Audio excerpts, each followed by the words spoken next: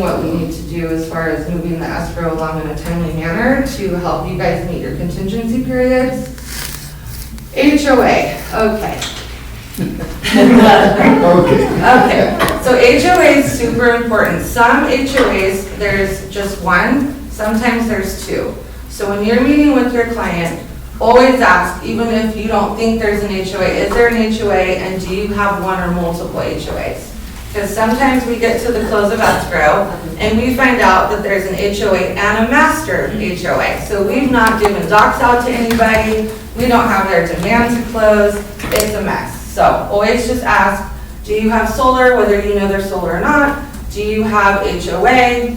I actually recommend always getting a listing prelim up front. I meant to ask you before class started, when you're requesting your listing prelims before your listing appointment, correct? Is that how you do it? Something to do with that or after? What is the turnaround time for those typically? I usually get them within like a day or two. Okay, so if you're timing your listing appointment with your listing prelim, I recommend you get that because at least you know what you're up against. Lawyers is really good about doing like a green light, yellow light, red light type situation. So green is good to go, yellow, slow down. We have a couple things we need to focus on. Red, stop, because there's some problems and it's ugly. So we want to make sure that you know what questions to ask your seller in regards to these red items that need to be cleared. And then I can also get involved too, because you don't want to not know about these items and then go into a 10-day cash deal escrow over promising and then now under delivering, because those red items could potentially take 10 to 45 days, even longer to clear up. So you'll be in a better position escrow timeline wise if you know what you're up against as far as clearing the items on the preliminary title report. And if you're not savvy with reading those, again, myself, title, your rep will help you guide you as to what we need to do to clear this, probate, whatever the mess is. We want to clear up the mess or know how long the mess is going to take to clean up. So then you can come back and say, you know, unfortunately, we're going to need a 45-day escrow on this one, or you may have to tell your seller, we're going to have to hold off on listing this because it's going to be this long. And then once we clean this up, we can revisit putting the house on the market. So that comes up a lot, and you just want to be prepared. So that way you're not disappointing anybody, in my opinion. Why is that like that? Okay. Are you going to be using a transaction coordinator? That's up to you. I highly recommend it. And then you just decide if your seller is going to be willing to pay for that service or if you're going to be paying it out of your commission. For me, it's like they're going to take good care of you. They know how to keep you in compliance. Always get with them too, I suggest. I don't know if you agree, before you send your offer over to escrow and open escrow, just so they can maybe like take a glance at it, make sure everything's good to go. Now they're on the email too, and then they can just kind of run with the next steps while you continue to move on and find more business. So it's kind of like loan officers too. They're going to make the calls, they're going to hook the borrower, and then they're going to pass it on to their processor. And their processor is going to deal with all the paperwork so they can continue to generate more leads and deals for themselves. If you're a new agent in here, let me see who's in here. Yeah, I believe that you should definitely like be part of transacting your first couple of escrows, because you're really robbing yourself. Because if you're a professional realtor, you will not know nothing of what's going on, how disclosures work and which one's next and what they should say and all that. And you're really robbing yourself of the knowledge. Yes, doing income producing activities is also great, but at the end of the day, it's your license on the line too. You're the fiduciary and you should know how to explain those documents to your client. What the new agents do, they send it to the TC and they expect the TC to do the realtor job. Because they don't know how to explain it, so then they call the TC and am I wrong? No. Then they explain the TC. The client has a question about, what am I signing? I don't know, ask my TC. No, you're the professional. I know one, yeah, so that's totally true, 100%. Like have them double check your work and go over anything that you might not know or need to explain to your clients. Now that we're in escrow, you know, now they can kind of, I'll deal more with your TC. Yeah, and then another thing is that, or they'll call the escrow officer, because the client has questions and they don't know who to ask. So just be very clear. Escrow is a non-biased third party. She is not her job to do the real estate transaction. Your TC is not their job to do your transaction. Your productivity coach is not their job to do your real estate transaction. Your job is to do your real estate transaction. They're here to support you only. Got it? Yeah, and some of your stuff, I wouldn't even know how to answer. I did go over contingency periods just the other day with the seller, just because he's a special seller, and I had no problem doing that, but I also don't want to say the wrong thing either, because my forms are different than your forms, and I'm not proficient in your car forms like your TC or your compliance or yourself eventually will be. So, that part, yeah. Yes, I love questions. No, just a suggestion. When I first got licensed, this was very important to me because it was implemented to me that, hey, you can lose your license even by you making a mistake. So what I did is I grabbed a closed file and I went through all the forms and familiarized myself with it and how to fill out, and whatever I didn't understand, I highlighted, I went to my broker, automatically say, hey, what does this mean exactly? You know, what is, I mean, from the point where like, is the property connected to a sewer or not? You know, your question that the transfer disclosure asks, I don't know if it is or not, I mean, what do I have to, you know, it's up to the client to know. So it's just understanding a file from A to Z, because it is your job. And whose roles are what? Our compliance officer does contract classes twice a month. Don't miss those classes. Yes, yes, amen. Problem solved. And I'm just gonna add something too really quick. I sat with an agent that hired me to be her TC from the listing to end. And she asked, because I'll input it in the MLS, your listing. And she asked, can I sit with you while you input it into the MLS? And I said, of course you can. So she could learn. I was doing the work already because she hired me, but I let her sit in my office for that 30 minutes while I input her listing to show her how I do it. So in the future, you know, she could do it herself. She could hire me because she's busy, whatever. But the point was I was already sitting doing it. So even with disclosures, if I'm gonna be working up your disclosures for your seller and you guys are like, hey, can you show me like what disclosures you're sending? Can you go over those with me? I will gladly do it because I'm sitting in my office doing it anyways. So you just have to set it up with me, you know, like can I set an appointment with you? And another good thing to do too, and I know everyone's trying to be like paperless and whatever nowadays, but as like learning escrow all these years too, I call it my Bible. It is stacks and stacks and stacks of samples of how to do an amendment or this or that for whatever the situation or scenario is. So make a complete disclosure package and whatever you're gonna need for your listing side and your buying side. So you always have that on your person so you can flip through and make sure you're not forgetting anything. And once you flip through those, like those little sample packages multiple times eventually, you're gonna know like the back of your hand, you're gonna have it memorized and you're not gonna have to go look through those anymore. But just so you're learning them at repetition, making sure you're not missing one, whatever. Just one sample package for each side of the transaction you might be representing. I recommend that and keeping that on your person at all times. That's very smart. Okay, so some of the stuff in these slides is for your information only because it really doesn't pertain to escrow, like your home inspection. Obviously, when you go into escrow immediately, you're gonna want to ask your buyer, do you want a home inspection? We need to get on that right away, and you'll schedule that with the listing agent, and you'll figure out who you're gonna use. This tells you to recommend 3 different people. It's always good to get multiple quotes, or if you know someone personally that you've worked with before and trust, then by all means, that's who you're gonna hire, unless your buyer or seller has their own person. Some people have like, hey, my brother's, you know, a contractor, and like your husband, right? And he knows what he's doing. So I'd rather him go check out the property. I don't need to pay anyone type thing, and that's fine too, because you're gonna have him sign a form that covers that, I would imagine. He doesn't have E&O insurance though. Yeah. He's not covered. But they can sign something saying, okay, we know that technically, Yeah, right? I'm just I'll saying, find out. because I've had that happen to me too when I sold real estate. No, my uncle's coming, he's amazing. Okay, great, so uncle's here, whatever. If they don't want a home inspector, you make them sign something 3 or 4 times. And honestly, like, dictating that they don't want one. I get nobody wants to upfront money for inspections, appraisals, or HOA documents and all that, but it'll save them down the line. It's mandatory for my life. It is worth every penny. When I was selling real estate, I had a personally friend of mine from our Little League team, sold him a house on the farms over here. Nope, I have no money. I mean, he barely was qualifying for the next house. I'm not paying for a home inspection. All right, you're waiving that. Guess what happened 2 days after he moved in? He's a big guy. He got out of the shower and fell through the floor. The floor just caved in, and he called me screaming, and I said, Mike, I am so sorry that happened to you. But remember when you told me you didn't want that home inspection, you waived it, there is nothing I can do for you. I am so sorry. I will send you a bottle of tequila. It sucks. And I started correct even on new construction, because I did them, and on one of them particularly, the home inspector went to the bathroom upstairs, flushed the toilet, and it all came down to the bottom.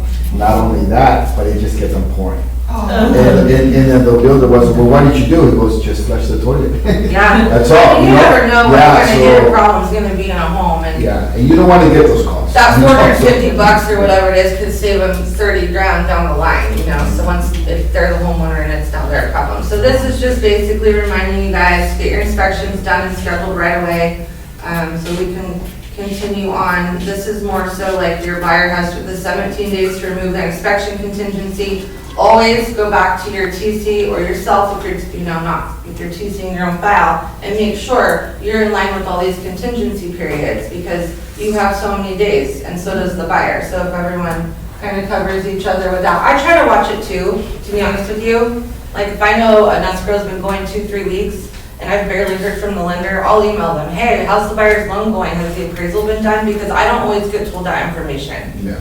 So, seller disclosures. So if you're representing the seller, you need to make sure disclosures are filled out and sent to the buyer's agent within 7 days of acceptance. So again, this is more your TC job, right? 'Cause I'm not preparing your disclosures, and I don't know, you know, what's going on that end of it. So if you have a TC, they are really good about reminding you, and or you normally send them over for them, right? Or Yes, and if you're taking a listing, I always advise to have the TDS and SPQ filled out, like leave it with your buyer seller, your seller, so that it's already done. So then when we get into escrow, they're not having to fill out 1,000 billing boxes, and it's, you know, there's a lot going on that first week. So include that in with your contract, your listing contract. oh, so at the bottom it says, and it's reiterating what like you're saying, so attend those classes for disclosures, which are, when can you do those? And those are the two disclosures that your buyer or your sellers are gonna have the most questions about, how to fill them out, what do they really need to disclose. So giving them that extra time to really sit with it and tell them, like, you need to think about what you know about your house, because if you hide it and something happens, you are going to get sued for a lot of money, you know, so. Yeah. So once we're in escrow and I've got your commission and your escrow instructions and your opening packages out to you as agents, I'm now in possession of your seller's escrow package and your buyer escrow package, whichever party you're representing. I like to get them out as soon as possible. I know some sellers, for instance, they're out of town, or I don't have your seller information. I've asked you multiple times. I need that. Do you want me to facilitate it? Do you want to ask them how they want to handle it? Do they want to come to escrow and sign it because some of the documents need to be notarized? Do they want me to overnight it and they can go find a notary on their own because it'll be cheaper? What are we doing? Because 9 times out of 10, there's a payoff demand, or 2 or 3. I have to order for their loans. Some mortgage companies have a turnaround time of 5 to 7 days. So if your seller is lagging for any reason and they don't want to get me what I need until 3 days before we're closing, and now I have a payoff that I'm not going to get for 7 days, we're not closing on time. So we try to avoid that, and I stay very on top of those. I do multiple calendar reminders to remind, you know, seller package, have you heard back from the seller yet? Have you heard back? Buyer's a little easier because I don't need originals back from them. I can docu-sign them. If I don't get anything back, I just stick it in with their loan documents and they sign everything with their loan documents, because all I really need from a buyer is how they want to hold title. But the seller package is crucial, because not only do I need to possibly order their payoff demands or clear up any, you know, judgments or whatnot, where I need their signed authorization to do that, they also need to make sure they get me that original grant deed, because we need that for recording.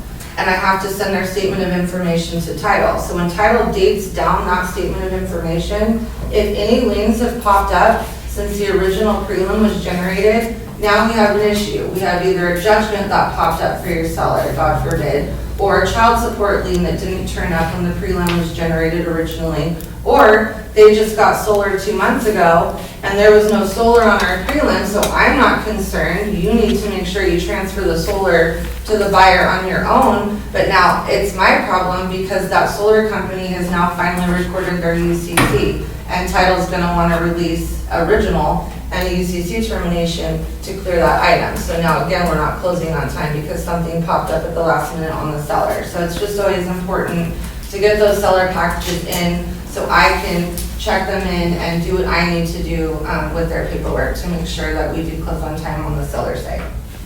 Appraisal, this again, more for your information. I don't have anything to do with that, so you just want to make sure that once you're in escrow, you're staying on top of the buyer agent if you haven't heard from them, like, hey, do you know when appraiser's coming out so I can schedule with my seller and all that good stuff, because there's contingency periods for your appraisal. And then the lender's not gonna get a clear to close until that appraisal's in, and then what if you have a value issue? So you wanna just make sure all these little inspections are moving along nicely so you don't have any delays. Because then, like I said, if your appraisal comes in low, that's for you and the other agent to negotiate at that point. Is your buyer gonna come in with the difference? Are your seller and buyer gonna meet halfway? Is your seller gonna lower the price completely to meet that value, or are you guys losing your deal altogether? So you definitely wanna know if that's gonna be a problem or not, so stay on top of that appraisal. So you can renegotiate or whatever you have to do. Hopefully it works out and everyone can come to an agreement, which at that point you'll do an addendum that will be sent to me, and I do an escrow amendment, adjust the price, whatever, so. But as far as like the actual appraisal is concerned, I'm never involved in that. Okay, disclosures to buyer. So again, this is more for your information. You're gonna rely more on your TC or yourself to make sure the appropriate disclosures are getting sent over and signed within your inspection contingencies and contingency dates. Termite report, it is on you as a listing agent to make sure your seller is scheduling, or you're scheduling a termite inspection if that's what your contract calls for. So you want to get that done and in as soon as possible. And then please don't forget to send it to me, because I need that. Because if I see that you have a termite on your contract, whether it's just report, clearance, what have you, I write it on the front of my folder so I know, like, okay, I haven't got the termite. And I know the lender's gonna need that too. So as soon as I get it, I send it right away to the lender, make sure I'm billing the file correctly, so we don't, not pay somebody or pay them the correct amount, that kind of thing. So termite, just like I said, just in the beginning, always get on top of all these type of things that you need to get on right away. Lender follow-up, I follow up with them, I'm really good about that. Obviously it doesn't pertain to the listing agent side, they're just probably happy to know that I do help follow up on that. If I have a buyer's agent that's kind of like, MIA, or that happens a lot, and I'm not putting anyone down, that's just how they roll. So I stay in really good communication with the lenders, always asking them, how's the file going, clear to close, what do you think? Like if I notice that I haven't heard from the lender and we're 4 days approaching our close of escrow date, can I get an ETN buyer's loan documents, or do I need to let everyone know that we're gonna need an extension? So we always cross that bridge when we get to it. Lender follow-up, again, pretty much just covered what I follow up with them on, so we'll skip that. Now we're getting close to the close of escrow. So again, I personally am re-auditing my file, making sure I have everything I need in on both sides. If I've had an escrow going for 30 days and I ordered that payoff demand 30 days ago, I know I need to order an updated payoff demand because title's gonna want that. My biggest fear is getting to, I'm recording today and everyone's excited and title's like, hey, you screwed up. Your demand's old, and there's no per diem, and we need a new demand. And I look and I see, oh, great, it's new res, they're 5 to 7 days. And I have to come back and tell you, I screwed up, and you're not recording for 5 to 7 days.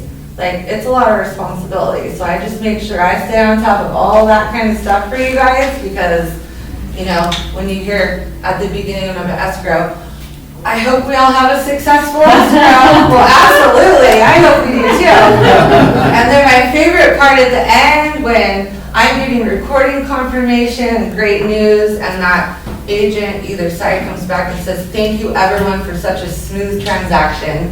Like, honestly, that's all you want to hear. So anyway, when you have a smooth transaction, all is well. Things come up, whatever, and I'm always here to help if something comes up that you don't understand, and then I can guide you to the right person unless it's something that I need to personally help you with. Again, with funds to close, I know it's easier sometimes for people who have different banking type styles and whatnot, but you cannot walk in with cash to close from under your mattress. Again, the wire is preferred because we're a good funds law state. So if they're not gonna wire their funds again, if they bring a cashier's check even, and I know cashier, everyone thinks cash, but there's so much fraud going on with everything, that check will sit in my bank for 10 days, maybe sooner, until those funds are legitimate and clear, so that could hold up your closing. So just always let your buyer know, like, and it needs to be a wire, whether they're getting good funds or not. LaShonda says, should you still order a prelim after you already took the listing? Well, we had mentioned getting the listing prelim while you're going to your listing appointment if possible, so we can make sure it's clean, or if we need to ask the seller some questions, and then we'll use that same prelim once we open escrow. So I take that prelim and I say, hey, we're in escrow now, please update your order, here's my escrow number, here's the buyer, here's all the information. And which is cool about that, now you're getting that turned back around to you probably same day. So you're not sitting there with a brand new order. For instance, I just had a vacant land escrow, they didn't have a listing prelim, and it took the title company, for whatever reason, 1 week to get me that prelim. So, yeah, I kept checking on it, and they said, we're still working on it, we're still working on it. So I don't know what issues they were running into with their searching department or whatever, but it's just a delay. So if you get it up front, like I said, it's so easy just to update it, get it back turned around for our actual escrow that we're in. So, wow, this kind of went fast. I'm already at thank you. In regards to the prenup, make that part of your listing presentation. Yeah. How much stronger are you gonna look as a realtor when you're actually going over, hey, these are the liens are against your property, and the prelim, a lot of times too also has a copy of the lien and all that stuff, where someone just showing up with a CMA. Yeah, and they could say that's not mine. Yeah. And it very well not be their child support judgment. And that's wonderful, but that's where that statement of information comes from title. That's basically to lead out common names for potential judgment. So if you have, John Smith, well, how many of those are in California? Yeah. And now this John Smith child support lien's on your prelim, but now that we're digging further and we're asking your John, like, hey, is this your ex-wife? Is this the last word of your social? No, or I've never had a child in my life type thing. Then we just get that SI filled out right away, send it over to title, they run it, and then they give us a supplement for the title report, we're good to go. But if it truly is their child support lien, those take 14 days. And it is done by mail through the child support services. They don't hurry for anybody. They are a firm 15-day turnaround time. So it's nice to just know what you're dealing with up front. And like I said, either if your seller doesn't even know, then we'll dig deeper and we'll figure it out for them. Or we're gonna tell them, hey, this is probate. Did you know that? No. Well, your escrow's not closing for 6 months. By the time you hire a probate attorney, and there's a lot of steps for probate. So, those are just they don't happen all the time. I don't want to scare anybody, but you just want to know what you're doing. You don't want to put a house on the market, get everyone excited. Now you have a buyer, especially if it's a cash investor, they're going to be like, you know what, we have plenty of money, we're moving on. We're not going to wait 60 days to close this. We're going to go on to our next deal. So it's just better practice, in my opinion, to... Or they do know, and they just don't tell you, Yeah, we have a red happens a lot. We have a red prelim, right, where... it's very red. Yeah, he's like, it was referred to me, he's behind on his mortgage, and I said, okay, well, let's get it going, and we did a net sheet based on one loan, because that's what he told me he had. Well, later on, he's like, well, I do have a second, and I'm also behind on that one. And I'm like, when were you gonna tell me this? So then it turns out that there's a third one as well, and he's also behind on it. So, and then on top of that, there's a judgment. So thank God that I ordered the prelim right away, and I said to myself, like, hey, you can't hold on to this information, like, this is not gonna disappear. Some people but just they know admit it's just it embarrassed, embarrassed or whatever Or it they is. don't know how much trouble they're in, or, well, if I don't say it, it won't be real. So I have a question. So, when Amy, who's supposed to go with the escrow instructions with them? Escrow, absolutely. The escrow? Yeah, so escrow instructions just mirror your contract. So we're taking everything that's in your contract and we're putting on our forms that escrow has to have to be in compliance with. But any seller package, buyer package, I always tell them, call me if you have any questions. You'll notice too, like, even though the notary's here signing with them, if I have time, I will go in there. Because they're gonna ask questions and I want them to ask me, so I know I'm answering them correctly. Especially when it comes down to the tax forms and the capital gains and all of that. But escrow instructions, Any escrow related document, they need to come to escrow. You should not be bothered with that. Just like I shouldn't be bothered with your disclosures, because I don't know them like the back of my hand. I have a question. Do you have like an open escrow sheet, something that would make it easier for you? Because I typically just email you what I think you need, but I don't know if you have like. Oh, you know, like an order form with, like other express companies have like an open order form? We have those everywhere I work, and no one would ever use them. If you want to use them, absolutely, that's beautiful. That's really up to you, and I think that's amazing. But I don't require it. Like I said, I can just ask you real quick.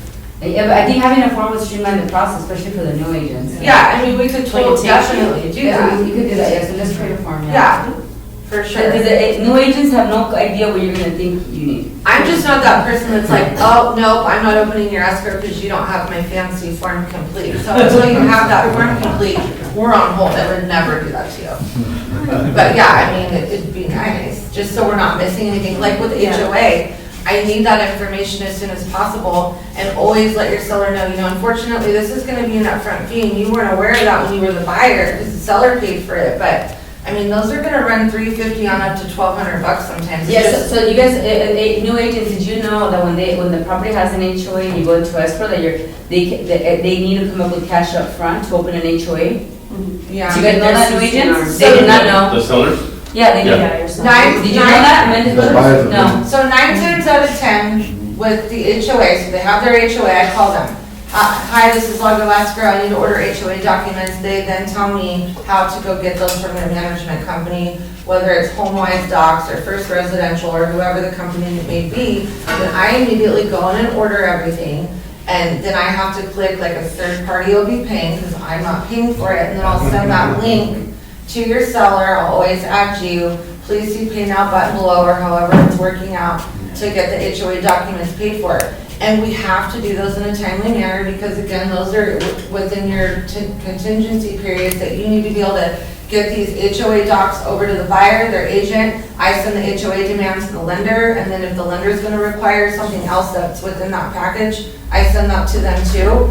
But I have, you know, sellers like, oh, I didn't know, just tell them you're gonna need a credit card or you're gonna need to borrow the money, but these have to be paid for.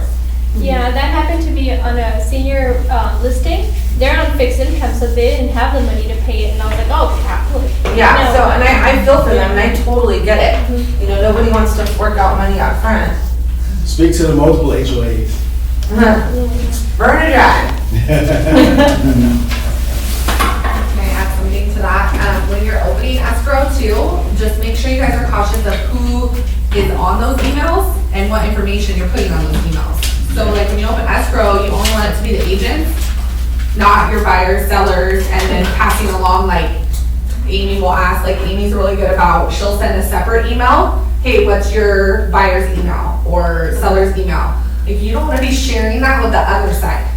So just be cautious of that, because then all of a sudden now the other side has Your client's number, yeah. Yeah, your client's number and all that, okay? Yeah. So just, that was it. Or like I said, the commission splits, unless they're even Steven, Yeah. and nobody's getting mad, but I would make it a habit to not ever share that information, and then I'll ask you for it separately, and any other escrow company will too.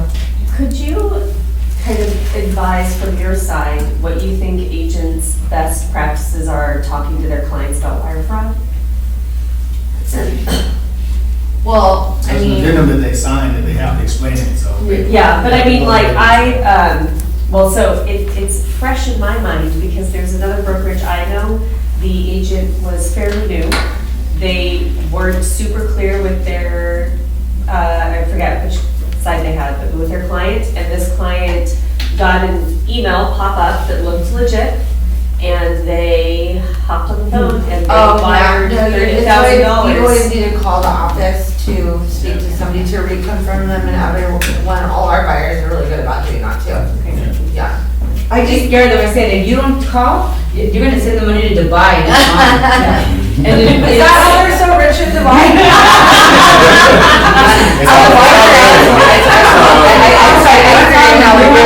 You cannot get it back, and that's your responsibility. Yeah.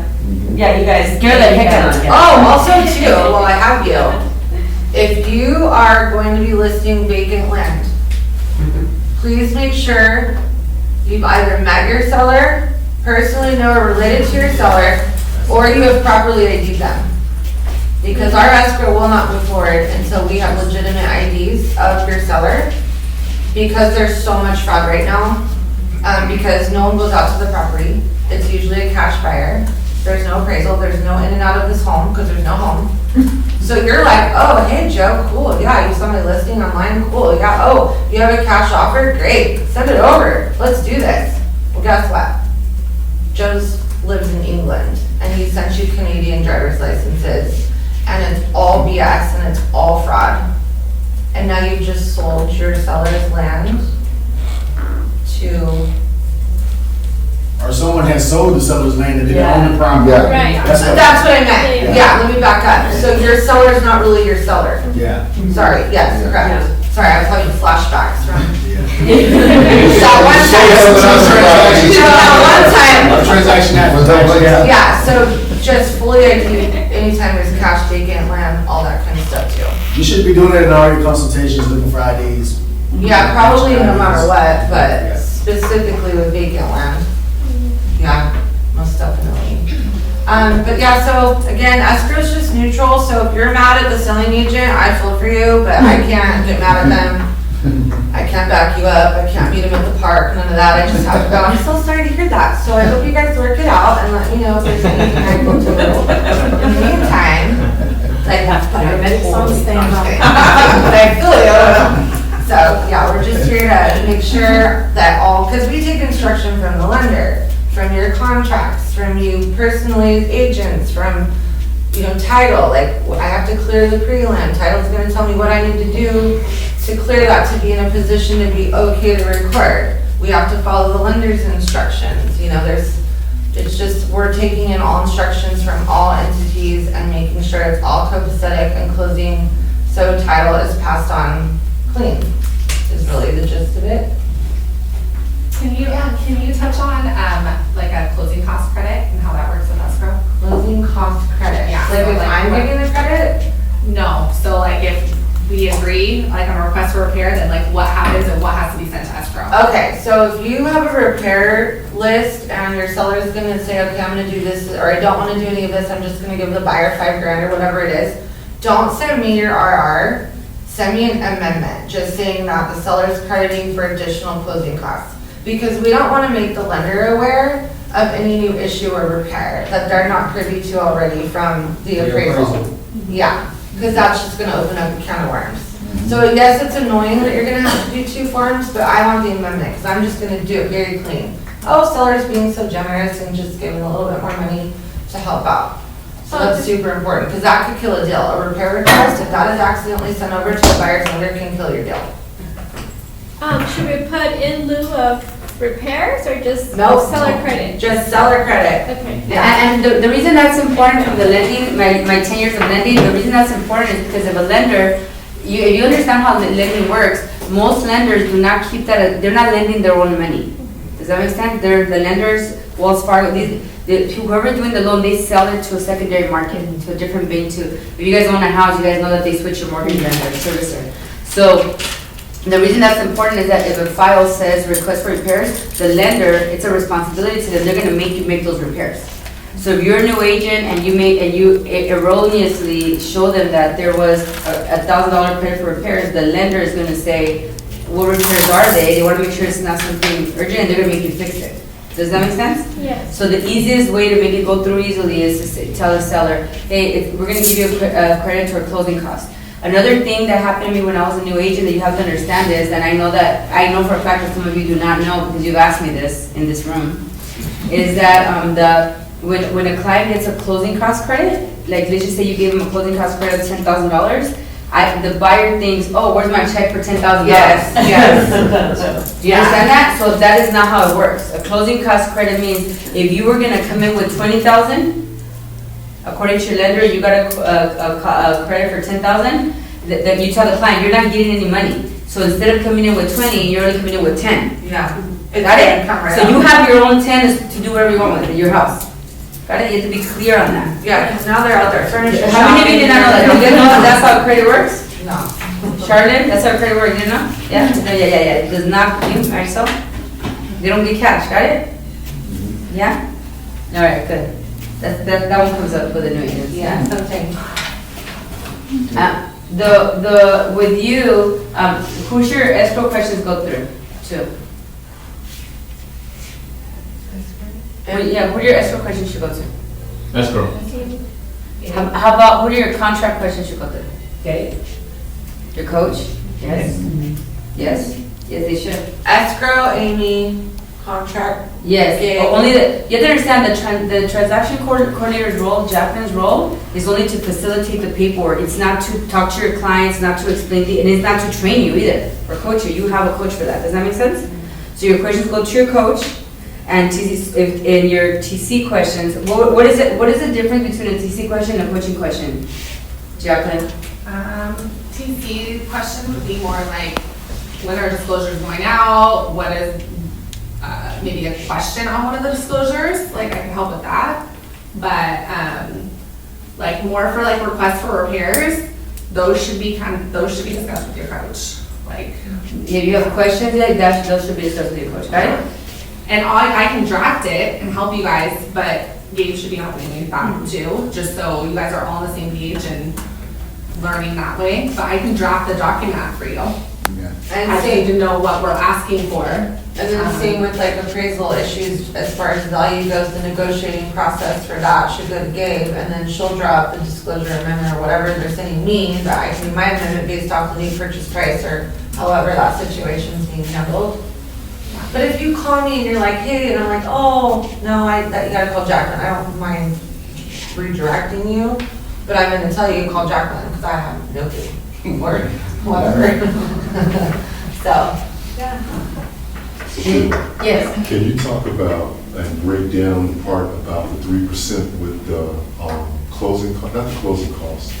What you just mentioned it. I think it's with the closing costs. You told me one time. Yeah, There's a the limit. lenders have a limit. People cannot just get a closing cost for a larger amount. There's a limit, and that is, it's, okay, it's fine. Yeah, the limit is 3% on FHA 3% of the price. of the sales price. So the house is 500,000, what's the max that they can get as closing cost? 15. But you have to understand this, they may not use it all, okay? You have to understand this. So if the closing costs are 9 and they got 15, what happens to the difference? Go back to the selling price. Well, I want them to answer, Arlen.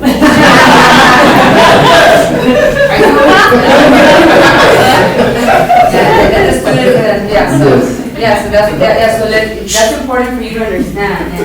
And so it's like, if the house is 500,000, he's like, me. I already know the answer. 15,000, okay? This is the max they could get as a credit. But you have to write, when you cross a credit, you say, toward closing costs, recurring and not recurring. That'll help you get the majority out of it, because, for example, the closing costs, technically are only the lender fees. So there's other fees that the seller has, but for example, they're prepaid taxes. So what happens is, when there's a house, they include the taxes, principal, interest, taxes, and insurance, right? PITI, that's what's included in a payment. And they have to have it together. So you're gonna have the loan, which is the principal and the interest, that's the mortgage payment to the loan. And then the taxes, and then the insurance. Got it? So a lender, when they close a deal, they're going to collect, they're gonna collect for example, taxes are collected twice a year. They're collected April 10th and December 10th. that's when they're late. That's when they're due.